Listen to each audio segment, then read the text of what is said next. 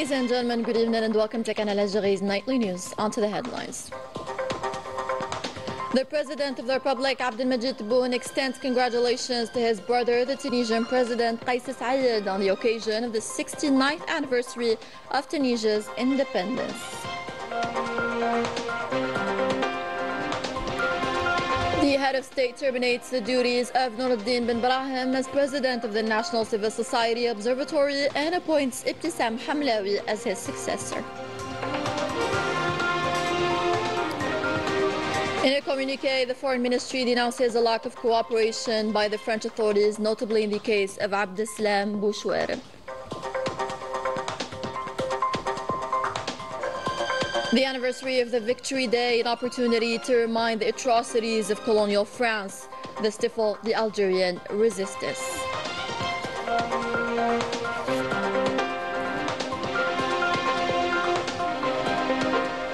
Welcome back. We begin with tonight's top story as the President of the Republic, Abdelmajid Tebboune, congratulated in a phone call his brother, the President of the Tunisian Republic, Kais Saied, on the occasion of the celebration of the 69th anniversary of the independence of the brotherly Tunisian people. On this occasion, both presidents expressed satisfaction over the excellent bilateral relations in the last few years, and they've also exchanged congratulations on the occasion of the blessed month of Ramadan, wishing both the Algerian and Tunisian people a lasting prosperity and development. Additionally, the President of the Republic offered sincere condolences to his Tunisian brother over the death of one of his relatives. The head of state, Abdelmajid Tebboune, terminated the duties of Noureddin bin Brahim in his capacity as the president of the National Observatory of Civil Society, appointing Ibtissam Hamlawi as his successor.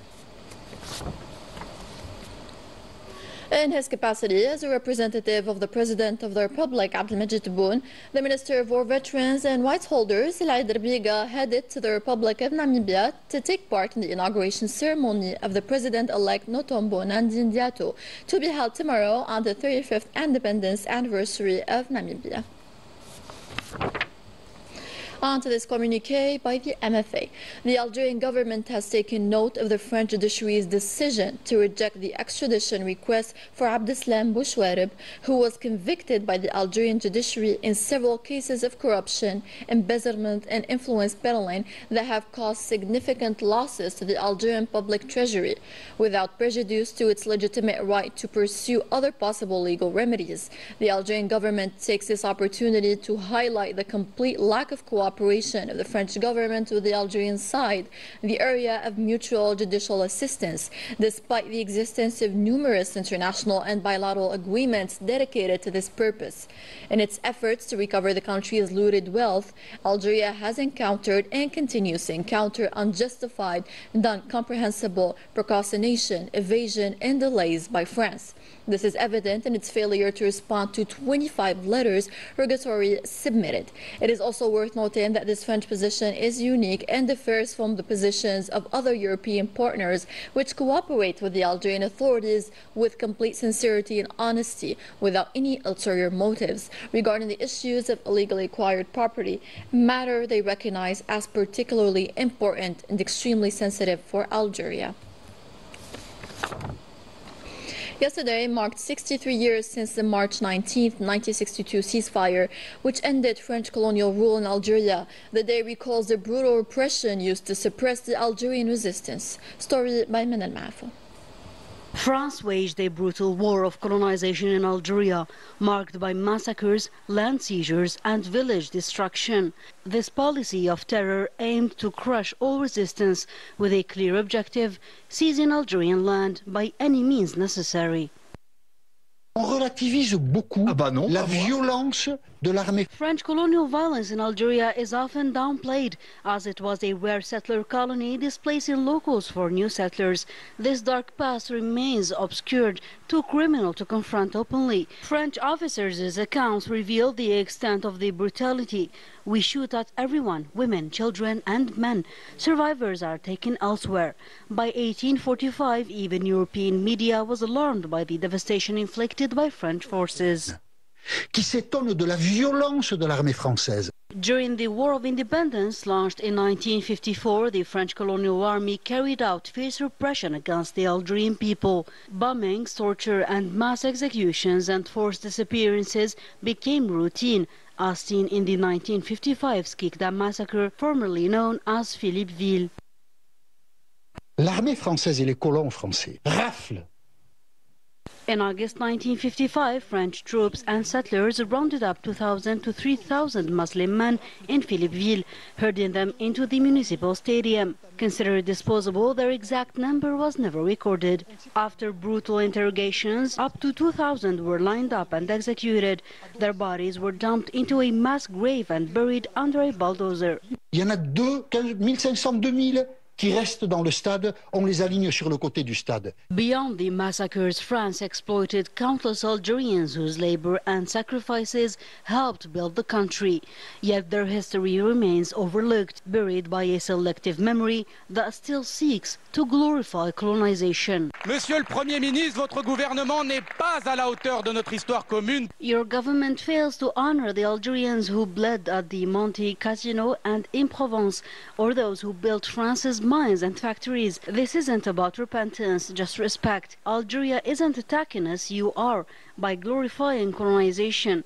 In doing so, you insult those who fought for justice, from Gisèle Halimi to Fernand Yveton, and the unity you now seek to erase. Et qui ont su, contrairement à vous, s'opposer à l'inhumanité, qui ont milité dans l'ombre et la lumière pour rapprocher ces deux peuples que vous essayez aujourd'hui de séparer. French colonization in Algeria, which lasted over a century, was marked by war crimes and crimes against humanity. Yet, France continues to downplay the extent of these atrocities, refusing to fully confront its colonial legacy. Coming up in our news edition.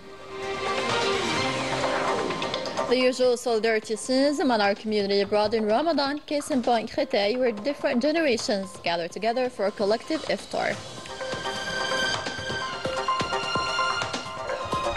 Poverty in Algeria is estimated at less than 1%, with a goal of reaching 0% by 2030, according to the latest UN Economic Commission for Africa report. The country's special social policies are highlighted as effective, in contrast to the continent-wide poverty rate of 55%. Manal Maafa report. Algeria has once again distinguished itself on the socio-economic front, according to the latest report by the UN Economic Commission for Africa. The country boasts a poverty rate below 1%, alongside Mauritius, Tunisia, and the Seychelles. This achievement stands in stark contrast to the continent-wide reality, where extreme poverty affects 55% of the population. The report attributes Algeria's success to its strong social policies, including welfare programs, subsidies, and public housing, which help shield many from economic hardship. Looking ahead, the report projects that Algeria could reach a 0% poverty rate by 2030. An ambitious target that few African nations can currently envision. The African Continental Free Trade Area aims to boost intra-African trade, reduce reliance on raw material exports, and accelerate industrialization. However, infrastructure gaps, regulatory disparities, and limited digital connectivity hinder its implementation. To address these challenges, Algeria is modernizing the Trans-Saharan Highway and developing a fiber optic backbone across Africa. By investing in regional integration, it seeks to strengthen its socio-economic model. The Minister of Interior, Local Collectivities and Territory Planning began on Thursday a working visit to Constantine by handing over the keys to public rental housing units to beneficiaries as part of a quota of 800 housing units allocated to the municipality of Hama Bouziane. Mered also allocated a large quota of machinery for public works and cleaning to several municipalities in the province. The minister affirmed that numerous development projects have been carried out in Constantine in recent years. The President of the Republic attaches great importance to this province, emphasizing the continuation of efforts to make it a modern par excellence.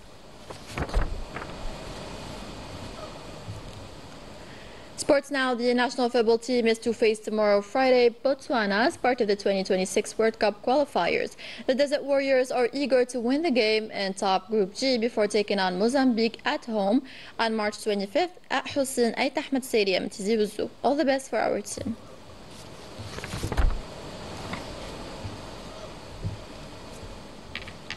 The Algerian diplomatic representations are stepping up their solidarity actions with the Algerian nationals abroad, notably with the last 10 days of Ramadan, an opportunity to share moments of joy and remind them of their motherland, Algeria. More details with Afaf Belouched and Selim Miroh. In a few moments, fasting is completed, and with it, the building in front of us changes completely. The waiting rooms becomes a space of prayer. The meeting room opens up to welcome guests, while a buffet has been set up to offer an iftar meal worthy of Algerian traditions. Très important d'échange. During the month of Ramadan, the entire Algerian community is present. Students, imams, people from the mosque and those involved with the community. This is an excellent tradition. We thank the Council for this initiative. We say to all the people of Algeria, we are here, but our hearts are there. But beyond the meal, this iftar is also a valuable opportunity to bring together committed figures from civil society. Ça renforce exactement les liens qu'on a avec nos institutions. This strengthens the ties we have with our institutions, and even for us as actors of civil society, I think it's a very, very important opportunity. Of course, it's the month of fraternity, and we share this moment with joy. We eagerly look forward to this gathering every time, every year. In fact, we don't come just to have dinner or anything else. We truly come to get in touch with people and remind ourselves why we are here and what we want to do for the future and for our beloved country. It allows us to stay in touch, see people we are working with, and also maintain our connection with Algeria. The event was upgraded by the presence of figure dear to a whole generation, that of the Imam Bahi Rashdi, whose features evoke for millions of Algerians the affection and wisdom of a mother.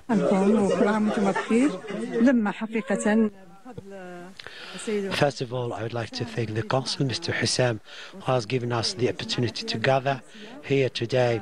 We are sitting, as usual, around single table. We had our iftar together. Thank you, and God bless us. من أيام رمضان المبارك نقول لهم شكرا على هذه اللمة وشكرا أنه جمعت شملنا ودائما كلمتنا موحدة على رأي واحد وربي يوفقنا إن شاء الله. Consolidating bonds, staying attentive to the community's concerns and attending together significant events is very crucial. Just yesterday it was the Consulate General of Algeria in Paris that students gathered to celebrate Victory Day in the same spirit of unity and shared remembrance. And with these warm scenes, we end tonight's bulletin. Thank you for watching.